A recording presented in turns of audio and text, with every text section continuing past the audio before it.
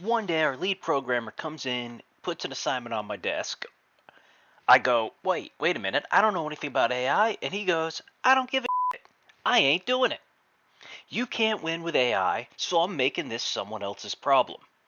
And he was right. I definitely didn't win writing that AI. But the lessons I learned turned out to be applicable all over game development.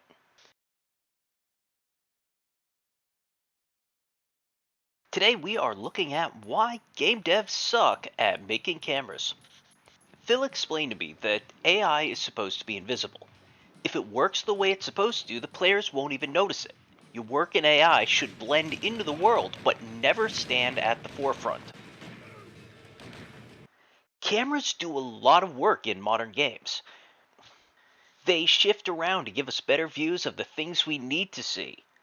They'll draw in close to show us focus, or they'll fall back to show that we're moving fast. It shifts around with cover and automatically dances around blocking features like walls and trees.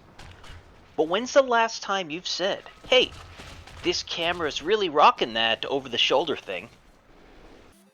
Look, if a camera's doing really well, you're just gonna say it's a good game. We don't always give credit to a system that's doing a lot of work for the look and feel of a game. A good camera is invisible, and it's supporting the world around it. When we notice a camera, it's because things are going horribly wrong. You're being attacked from off screen, or you're wrestling with the system to make it point at the right thing at the right time. The modern dynamic camera is hard to do because there's a lot of questions that need to be answered. Where does the player need to look? What does he need to see but he doesn't know that he needs to? What do we do if there's obstacles in the way? How do we use motions to signify game events or create a feeling? The reality is there's no right answer for all situations. Developers need to try to get the camera movements that work in the vast majority of situations, and they need to design levels that dance around and hide the camera problems. When they fail, we end up with something like the Capra Demon fight.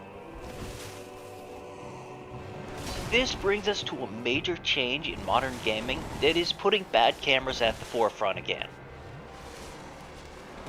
We went through over a decade of games being designed for casual play and cinematic experiences. This story is what mattered.